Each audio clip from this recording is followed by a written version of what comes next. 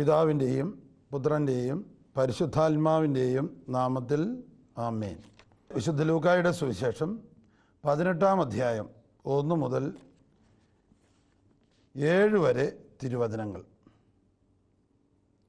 ഭഗ്നാശരാകാതെ എപ്പോഴും പ്രാർത്ഥിക്കണം എന്ന് കാണിക്കുവാൻ യേശു അവരോട് ഒരു ഉപമ പറഞ്ഞു.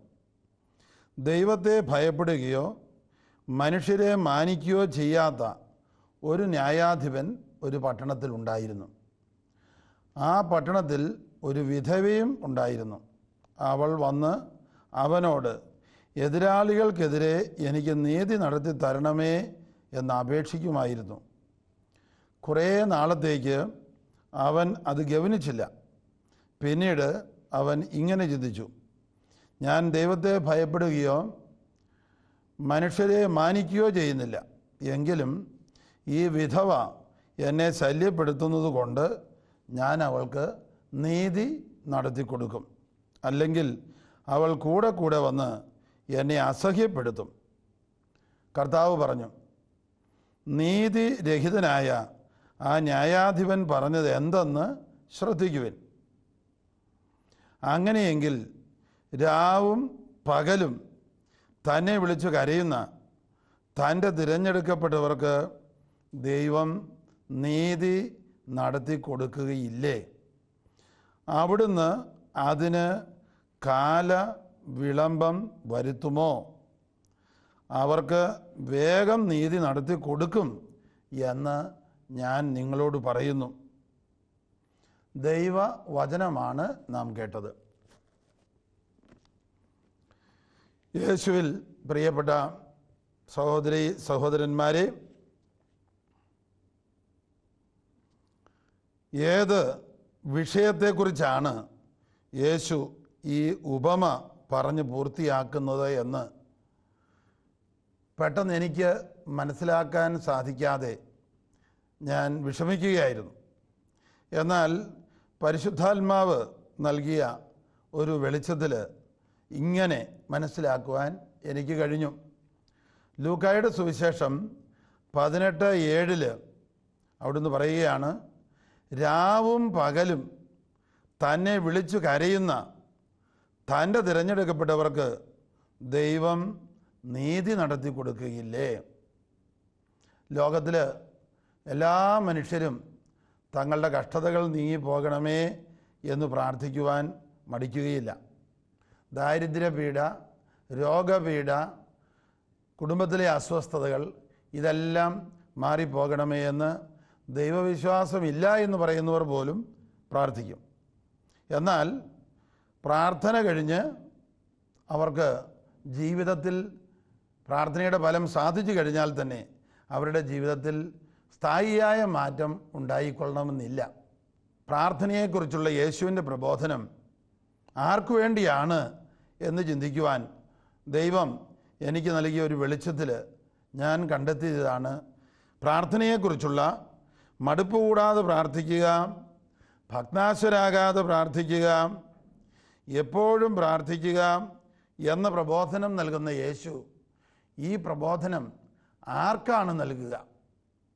തീർച്ചയായും വചനം കേട്ടുകൊണ്ടിരിക്കുന്ന നിങ്ങൾക്കും എനിക്കും വേണ്ടിയുള്ളതാണ് ഈ വചനം.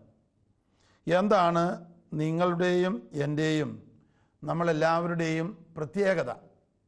നമ്മൾ ദൈവത്തിൻ്റെ തെരഞ്ഞെടുക്കപ്പെട്ടവരാണ്.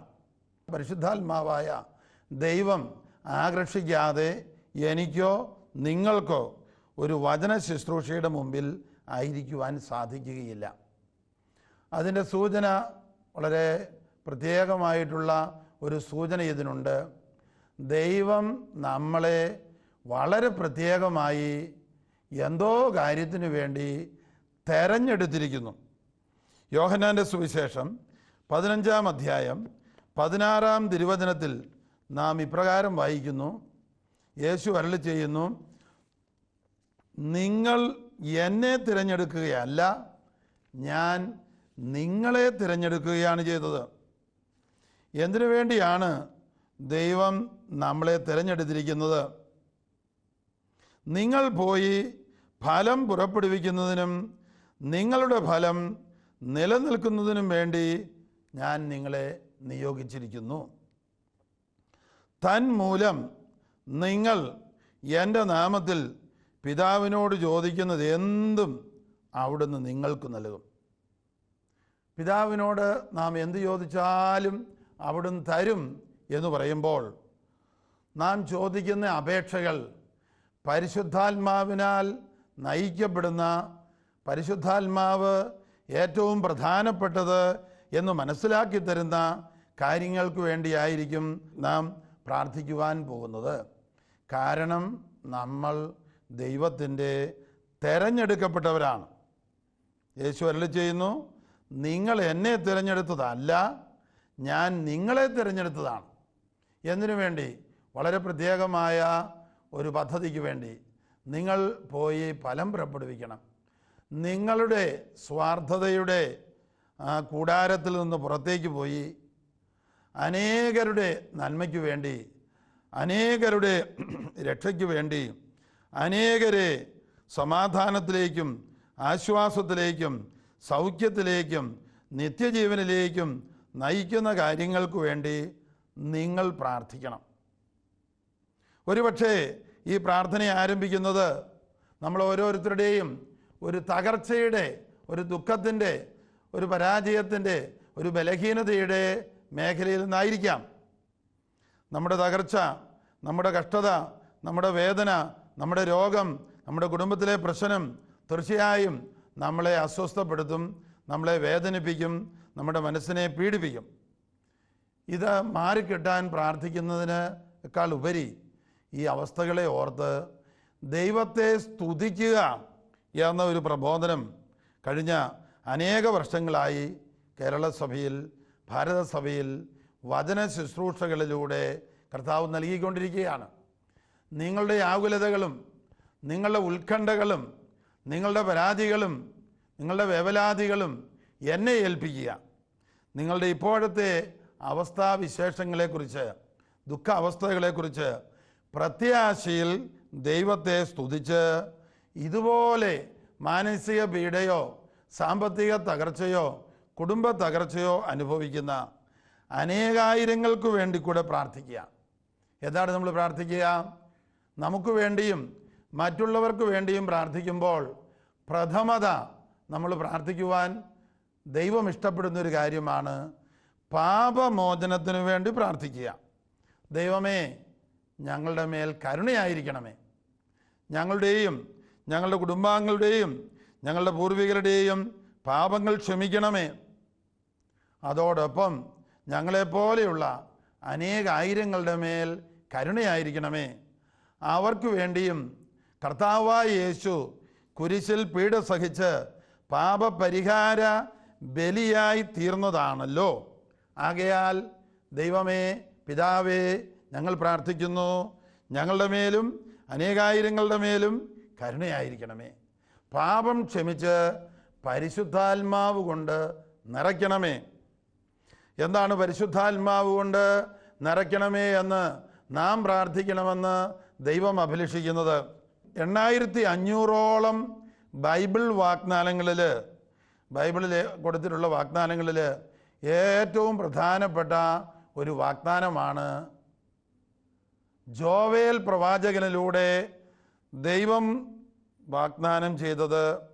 ജോവേൽ 2:28-32 നാം വായിക്കുന്നു, അവസാന നാളുകളിൽ, ദൈവം തിരഞ്ഞെടുത്ത നാളുകളിൽ അവിടുന്ന് ഇങ്ങനെ ചെയ്യും. അവിടുന്ന് എല്ലാ മനുഷ്യരുടെ മേലും എൻ്റെ ആത്മാവിനെ വർഷിക്കും, പരിശുദ്ധാത്മാവിനെ വർഷിക്കും. നിങ്ങളുടെ യുവതി യുവാക്കൾ പ്രവചിക്കും, വചനപ്രഘോഷകരാകും, വചനം പങ്കുവെച്ചു കൊടുക്കുന്നവരാകും. നിങ്ങളുടെ യുവതി യുവാക്കൾ പ്രവചിക്കും. ഹല്ലേലൂയ, യേശുവേ സ്തോത്രം, ഹല്ലേലൂയ, യേശുവേ നന്ദി, ഹല്ലേലൂയ, ഹല്ലേലൂയ. ദൈവം പരിശുദ്ധാത്മാവിനെ വാഗ്ദാനം ചെയ്യുകയാണ്. ഇതുപോലെ മധുര മനോഹരമായ അനന്തശക്തി ഉള്ള 8500ഓളം വാഗ്ദാനങ്ങളുണ്ട്. യേശു അരുളി ചെയ്തു, നിങ്ങൾ എൻ്റെ നാമത്തിൽ പിതാവിനോട് ചോദിക്കുന്നതെല്ലാം നൽകപ്പെടും. യേശുവിൻ്റെ നാമത്തിന് അനന്ത യോഗ്യതയുണ്ടെന്ന് നമ്മൾക്കറിയാം. യേശുവിൻ്റെ മുഴുവൻ ജീവിതത്തിൻ്റെ യോഗ്യതയാണത്. പിതാവിൻ്റെ ഇഷ്ടം നിറവേറ്റാൻ വേണ്ടി മനുഷ്യാവതാരം ചെയ്ത് കുരിശിൽ തൂങ്ങി പീഡ സഹിച്ച് മരിച്ച് ഉയർത്തെഴുന്നേറ്റവൻ്റെ നാമമാണത്. എല്ലാ നാമത്തെയും കാൾ വലുതായ നാമമാണത്. ആ നാമത്തിൽ എല്ലാ മുഴങ്കാലുകളും മടങ്ങും എന്ന് ഫിലിപ്പിയാക്കാർക്ക് എഴുതിയ ലേഖനം 2-ാം അധ്യായം 10ഉം 11ഉം വചനങ്ങളിൽ പറഞ്ഞിട്ടുണ്ട്. എന്തു മുഴങ്കാലുകളാണ് മടങ്ങുക? സ്വാർത്ഥതയുടെ മുഴങ്കാലുകൾ, പൈശാചിക ബന്ധനത്തിൻ്റെ മുഴങ്കാലുകൾ, വെറുപ്പിൻ്റെ മുഴങ്കാലുകൾ, ക്രൂരതയുടെ മുഴങ്കാലുകൾ, ഇതെല്ലാം മടങ്ങും. രോഗപീഠകളുടെ മുഴങ്കാലുകൾ അത് മടങ്ങും. യേശുവിൻ്റെ നാമം നമ്മൾ വിളിച്ചപേക്ഷിക്കുമ്പോൾ, യേശുവിൻ്റെ നാമത്തിൽ പിതാവിനെ നമ്മൾ സ്തുതിക്കുമ്പോൾ, നമ്മുടെയും അനേകം പേരുടെയും ബന്ധനങ്ങൾ വിട്ടുമാറുവാൻ ദൈവം ഇടവരുത്തും. ഹല്ലേലൂയ. യേശുവേ നന്ദി, യേശുവേ സ്തോത്രം, യേശുവേ നന്ദി. ഹല്ലേലൂയ. ഒരു പട്ടണത്തിൽ നീതിരഹിതനായ ഒരു ന്യായാധിപനുണ്ടായിരുന്നു. ആ പട്ടണത്തിലെ ഒരു വിധവ തനിക്ക് നീതി നടത്തി തരണം എന്ന് പല പ്രാവശ്യം, എതിരാളികൾക്കെതിരെ തനിക്ക് നീതി നടത്തി തരണമെന്ന് പല പ്രാവശ്യം ആ ന്യായാധിപൻ്റെ അടുത്ത് എന്ന് പറഞ്ഞെങ്കിലും അയാളത് ഗവനിച്ചില്ല. എങ്കിലും ഇവൾ വീണ്ടും വീണ്ടും അയാളുടെ അടുത്ത് ചെന്ന് അയാൾക്കൊരു ശല്യം പോലെ ആകുന്നത് പോലെ വന്നപ്പോൾ അയാൾ പറഞ്ഞു, ഞാനോ ദുഷ്ടനായ ഒരു ന്യായാധിപനാണ്, ഞാനോ നീതിരഹിതനായൊരു വ്യക്തിയാണ്, എങ്കിലും ഇവൾ എന്നെ വന്ന് ശല്യപ്പെടുത്തുന്നത് ഒഴിവാക്കാൻ വേണ്ടി ഞാൻ ഇവൾക്ക് നീതി നടത്തി കൊടുത്തേക്കാം. ഈ ഉപമ പറഞ്ഞിട്ട് ഈശോ പറയുകയാണ്, അങ്ങനെയെങ്കിൽ സ്വർഗത്തിലുള്ള നമ്മുടെ പിതാവ് രാവും പകലും തന്നെ വിളിച്ചപേക്ഷിക്കുന്ന തൻ്റെ തിരഞ്ഞെടുക്കപ്പെട്ടവർക്ക് നീതി നടത്തി കൊടുക്കാതിരിക്കുമോ? അനീതി നീക്കിക്കളയാതിരിക്കുമോ? എന്താണ് നമ്മളെ പീഡിപ്പിക്കുന്ന അനീതി? അടിസ്ഥാനപരമായി നമ്മിലെ പാപം, നമ്മിലെ സ്വാർത്ഥത, നമ്മിലെ അഹങ്കാരം, നമ്മിലെ കുറ്റംവിധി, നമ്മിലെ വെറുപ്പ്, നമ്മുടെ അശുദ്ധി, ഇതെല്ലാം മൂലം നമുക്ക് സത്യം എന്താണെന്നും നന്മ എന്താണെന്നും ഏറ്റവും പ്രധാനപ്പെട്ട നന്മ എന്താണെന്നും ഏറ്റവും അത്യാവശ്യമായ കാര്യം എന്താണെന്നും ദൈവത്തെ പ്രീതിപ്പെടുത്തുന്ന കാര്യം എന്താണെന്നും മനസ്സിലാക്കാൻ സാധിക്കാതെ നമ്മൾ ആത്മീയ അന്ധതയിലായിത്തീരുകയാണ്. അപ്പോൾ നമ്മൾ പ്രാർത്ഥിക്കുന്ന പ്രാർത്ഥനകളും ദൈവത്തെ പ്രീതിപ്പെടുത്തുകയില്ല.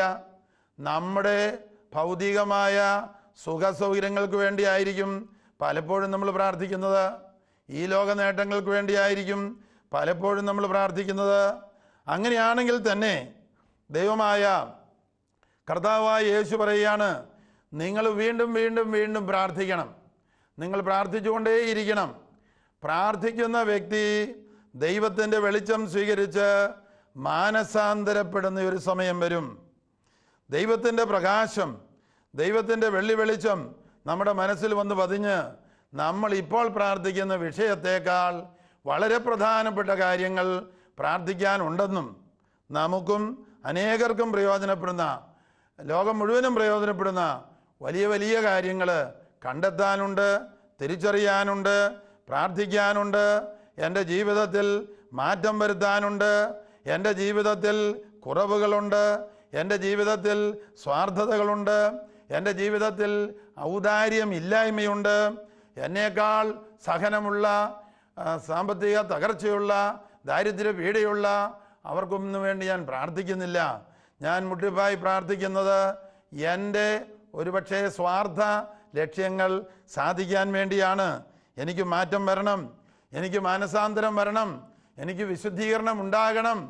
ദൈവത്തിൻ്റെ പരിശുദ്ധാത്മാവ് ഈ പ്രാർത്ഥിക്കുന്ന നാളുകളിൽ നമ്മെ പ്രകാശിപ്പിക്കും, നമുക്ക് ദൈവിക ജ്ഞാനം തരും, നമുക്ക് ദൈവികമായ വെളിച്ചം തരും, ദൈവികമായ വെളിപ്പെടുത്തൽ നൽകും.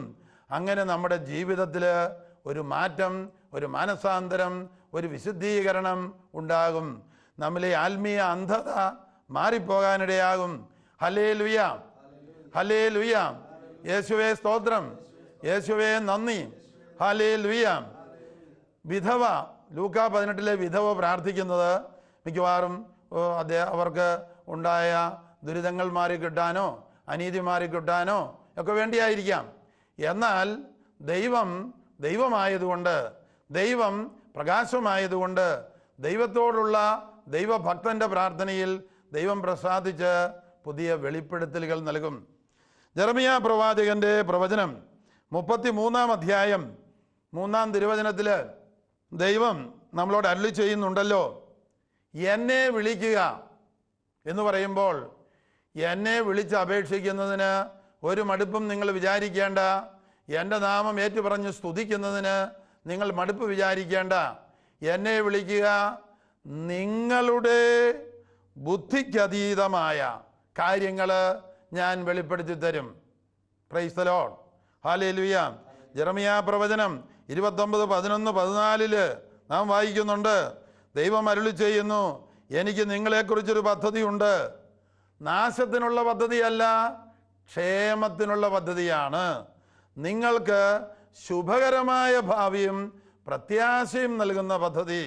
അപ്പോൾ നിങ്ങൾ എന്നെ വിളിച്ചപേക്ഷിക്കും, ഞാൻ നിങ്ങളുടെ പ്രാർത്ഥന കേൾക്കും, നിങ്ങൾ എന്നെ കണ്ടെത്തും, നിങ്ങൾ എന്നെ കണ്ടെത്തുവാൻ ഞാൻ ഇടയാക്കുമെന്ന് കർത്താവ് അരുളി ചെയ്യുന്നു.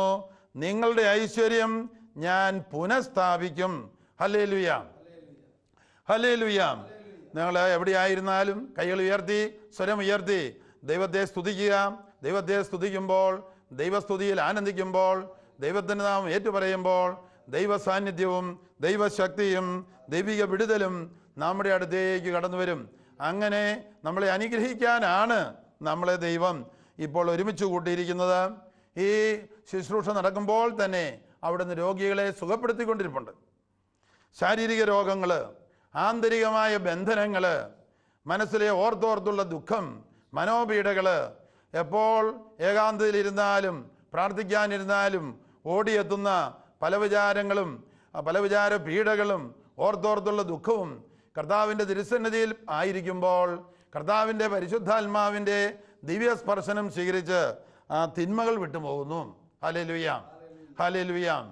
കോട്ടയിലും മുരിങ്ങൂരും ഞാൻ ആയിരിക്കുമ്പോൾ എൻ്റെ അടുത്ത് എന്നെ കാണാൻ വരുന്ന എല്ലാവരെയും തന്നെ, അനേകം പേരെ ഞാൻ 1-2 മിനിറ്റ് നേരം കണ്ടു കഴിഞ്ഞ് വിശുദ്ധ കുർബാന എഴുന്നള്ളിച്ച് വെച്ചുള്ള ആരാധനയുടെ മുമ്പിൽ 1 മണിക്കൂർ പോയിരിക്കുക, അതിനുശേഷം തിരിച്ചു വന്ന് എന്നെ കാണുക എന്ന് പറയാറുണ്ട്. കാരണം 1 മണിക്കൂർ കഴിഞ്ഞ് വിശുദ്ധ കുർബാനയിൽ ഈശോയുടെ തിരുസാന്നിധ്യത്തിൻ്റെ മുമ്പിൽ അവർ ഏകാന്തതയിൽ, നിശബ്ദതയിൽ ആ തിരുവോസ്തിയെ നോക്കി, ഈശോയെ നോക്കി അവിടെ ഇരിക്കുമ്പോൾ ആ തിരുവോസ്തിയിൽ നിന്ന് യേശുവിൻ്റെ രക്ഷയുടെ ചൈതന്യം, പാപബന്ധനങ്ങൾ വിട്ടകലുന്ന ചൈതന്യം, തിന്മയുടെ ബന്ധനങ്ങൾ ഉരുകിപ്പോകുന്ന ചൈതന്യം, പരിശുദ്ധാത്മാവിൻ്റെ ഫലങ്ങൾ വന്നു നിറയുന്ന അനുഭവം അവർക്ക് ആ 1 മണിക്കൂർ കൊണ്ട് കിട്ടുന്നതായി എല്ലായ്പ്പോഴും ഞാൻ തിരിച്ചറിഞ്ഞിട്ടുണ്ട്. ഹല്ലേലൂയ. ദൈവസാന്നിധ്യത്തിലായിരിക്കുമ്പോൾ നമുക്ക് ഈശോയുടെ തിരുമുഖത്ത് നോക്കിയിരിക്കുവാനുള്ള ഭാഗ്യമാണ് വിശുദ്ധ കുർബാനയുടെ മുമ്പിൽ, വിശുദ്ധ കുർബാനയുടെ ആരാധനയുടെ മുമ്പിലായിരിക്കുക എന്നുള്ളത്. എന്നാൽ എല്ലാ സ്ഥലത്തും ആ സൗകര്യമില്ലെങ്കിൽ നമ്മൾ എവിടെയെങ്കിലും ഒറ്റയ്ക്കിരുന്ന് ആ ദൈവസാന്നിധ്യം നമ്മുടെ ഉള്ളിലുണ്ട്, നമ്മുടെ പുറമേയുണ്ട്. യേശുവിൻ്റെ നാമം വിളിച്ച് യേശുവേ സ്തോത്രം, യേശുവേ നന്ദി എന്ന് പറയുമ്പോൾ ദൈവം നമ്മെ അനുഗ്രഹിക്കാൻ ഇറങ്ങി വരും. നമ്മുടെ ബന്ധനങ്ങളുടെ കെട്ടുകഴിയും, നമുക്ക് നമ്മുടെ അനീതി നീക്കിത്തരും. നമ്മളുമായി ബന്ധപ്പെട്ട അനേകായിരങ്ങളെ അവിടുന്ന് സ്പർശിക്കും. നമ്മൾ ആ നിയോഗം വെച്ച് പ്രാർത്ഥിച്ചാൽ മതി. എൻ്റെ പ്രശ്നങ്ങളെ ഓർത്ത്, എൻ്റെ ദുഃഖങ്ങളെ ഓർത്ത്, എൻ്റെ സാമ്പത്തിക തകർച്ചകളെ ഓർത്ത് ഞാൻ സ്തുതിക്കുന്നു ദൈവമേ, യേശുവേ നന്ദി, ഹല്ലേലൂയ. എന്നിട്ട് നമ്മൾ പ്രാർത്ഥിക്കുകയാണ്, എനിക്ക് വേണ്ടി മാത്രമല്ല, എന്നേക്കാൾ തകർച്ചയുള്ള, എന്നെ പോലെ തകർച്ചയുള്ള അനേകായിരങ്ങൾക്ക് വേണ്ടി, അനേക ലക്ഷങ്ങൾക്ക് വേണ്ടി ഞാൻ പ്രാർത്ഥിക്കുന്നു. പാപം ക്ഷമിച്ച് പരിശുദ്ധാത്മാവ് കൊണ്ട് അവരെ നിറയ്ക്കണമേ, ദൈവസ്നേഹം കൊണ്ട് അവരെ നിറയ്ക്കണമേ. ബന്ധനങ്ങൾ മാറിപ്പോകട്ടെ, തിന്മകൾ വിട്ടുപോകട്ടെ, സ്നേഹവും ഐക്യവും ഉണ്ടാകട്ടെ, രോഗപീഠകൾ സുഖപ്പെടട്ടെ. പ്രിയപ്പെട്ടവരെ, ഒരു നിമിഷ നേരം കണ്ണടച്ചുകൊണ്ട് യേശുവിൻ്റെ സന്നിധിയിരുന്ന് കർത്താവായ യേശു നമ്മളെ തൊട്ടനുഗ്രഹിക്കുന്നത് കാണുക. അവിടുത്തെ പരിശുദ്ധകരം നമ്മുടെ മേൽ വെച്ചിരിക്കുന്നത് കാണുക. ശരീരത്തിനും മനസ്സിനും ആത്മാവിനും കുടുംബത്തിനും ഏറ്റവും സാമ്പത്തിക മേഖലയ്ക്കും ഏറ്റവും അത്യാവശ്യമായ അനുഗ്രഹം ഈ സമയത്ത് നമ്മുടെ അനന്ത സ്നേഹമുള്ള നന്മയായ അനന്തശക്തിയുള്ള കർത്താവ് ഇപ്പോൾ നൽകിക്കൊണ്ടിരിക്കുന്നു. കർത്താവായ യേശുവിൻ്റെ നാമത്തിൽ ബന്ധനങ്ങളെല്ലാം വിട്ടുപോകട്ടെ എന്ന് പ്രാർത്ഥിക്കുന്നു. പൗരോഹിത്യത്തിന് അവിടുന്ന് നൽകിയിരിക്കുന്ന അധികാരമുണ്ട്. ലൂക്കാ 10:1-2 12 അപ്പസ്തോലന്മാരെ വിളിച്ച് അവിടുന്ന് സകല പിശാചുക്കളുടെയും മേൽ, രോഗങ്ങളുടെ മേൽ അവർക്ക് അധികാരം കൊടുത്തു. രോഗങ്ങൾ സുഖപ്പെടുത്തുവാനും പിശാചുക്കളെ ബഹിഷ്കരിക്കുവാനും ദൈവരാജ്യം പ്രസംഗിക്കുവാനും ഈ അധികാരം അപ്പസ്തോലന്മാർക്ക് നൽകി, തിരുസഭയ്ക്ക് നൽകി, പൗരോഹിത്യത്തിന് നൽകി, വിശ്വസിക്കുന്ന എല്ലാവർക്കും നൽകിക്കൊണ്ടിരിക്കുന്നു. യേശുവിൻ്റെ നാമത്തിൽ ബന്ധനങ്ങൾ വിട്ടുപോകട്ടെ, പാപം നീങ്ങിപ്പോകട്ടെ, പരിശുദ്ധാത്മാവ് നിറയട്ടെ, രോഗപീഠകൾ നിർവീര്യമാകട്ടെ, ദൈവസ്നേഹം നിറയട്ടെ, ദൈവത്തിലുള്ള ആനന്ദം നിറയട്ടെ. യേശുവേ സ്തോത്രം. Hallelujah, hallelujah. വചനം കേട്ടുകൊണ്ടിരിക്കുന്ന 10,000-ങ്ങളെ അനുഗ്രഹിക്കുന്ന കർത്താവേ, നിന്നെ ഞങ്ങൾ സ്തുതിക്കുന്നു, നിന്നെ ഞങ്ങൾ വാഴ്ത്തി പുകഴ്ത്തുന്നു. യേശുവേ സ്തോത്രം, യേശുവേ നന്ദി. സൗഖ്യം തിരിച്ചറിയുന്നവര്, കർത്താവിൻ്റെ അത്ഭുതങ്ങൾ തിരിച്ചറിയുന്നവര് മറ്റുള്ളവരെ അറിയിക്കുക. ദൈവം നിങ്ങളെ എല്ലാവരെയും സമൃദ്ധമായിട്ട് അനുഗ്രഹിക്കട്ടെ. പിതാവിൻ്റെയും പുത്രൻ്റെയും പരിശുദ്ധാത്മാവിൻ്റെയും നാമത്തിൽ ആമേൻ.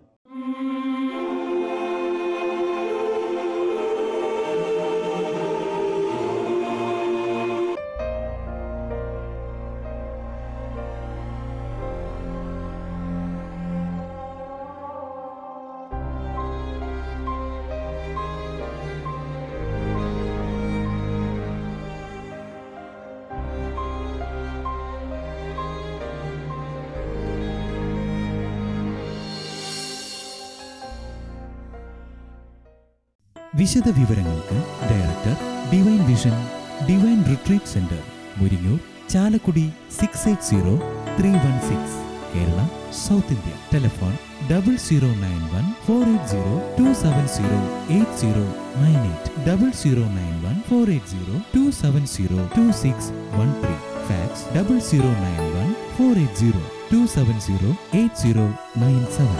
Email mail.divintv@gmail.com. Website www.drcm.org.